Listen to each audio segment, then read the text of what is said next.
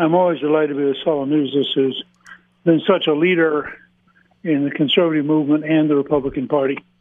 Welcome to the Saul's Newsstand News Rewind for October 21st, 2022. Kiplinger informs us, Medicare open enrollment starts now. What you need to know. It's open enrollment for Medicare, that time of the year when Medicare beneficiaries can find themselves under siege from various insurance companies seeking their business. It's also the time when experts recommend you review your Medicare coverage to see if you need to make a change.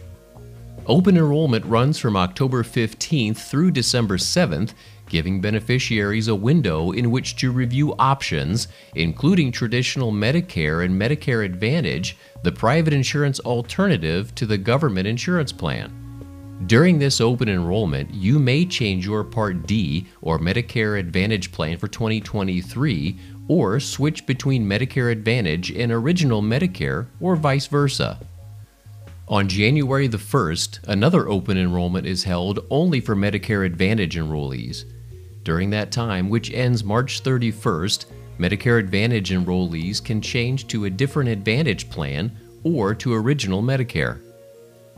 Authorities advise consumers to be wary of promises made by people promoting Medicare Advantage plans, making sure to get anything in writing, and to check with medical providers to confirm they are part of the particular plan's network.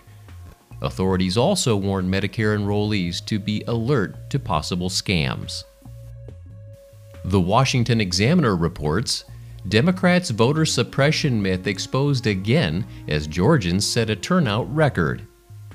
It was already clear after Georgia's primary election set new turnout records this spring, but it bears repeating once again.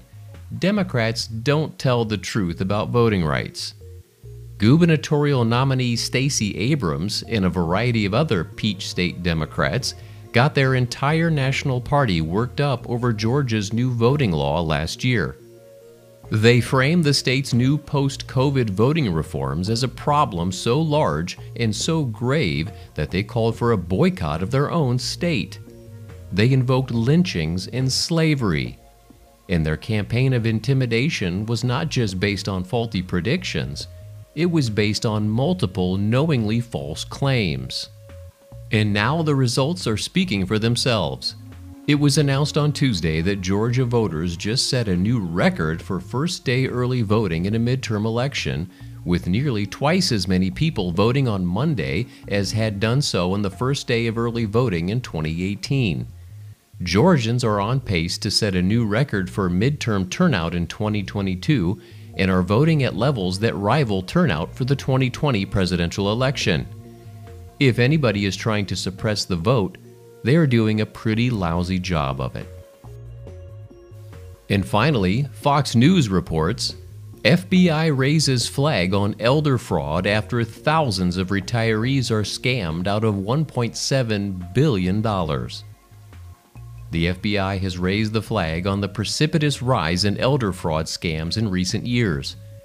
According to their 2021 Internet Crime Complaint Center report, there were over 92,000 victims who lost $1.7 billion to elder fraud scams. The losses were a 74% increase over 2020. On average, victims lost over $18,000, and more than 3,000 victims lost over $100,000. The total amount of money taken from victims has skyrocketed since 2017, when the FBI claims there were less than $400 million in total losses. The most common types of fraud in the report are tech support, non-payment or non-delivery, identity theft, and romance scams. Elderly fraud is an international problem, with highly sophisticated and organized groups of scammers targeting America's retirees from a number of foreign countries. Specifically, Ghana and Nigeria are hubs for high-tech swindles. This week, we'll let Joe Biden have the last word. Let me start off with two words: made in America. And that concludes your Saul's Newsstand News Rewind for October 21st, 2022. For more political news faster, visit saulsnews.com.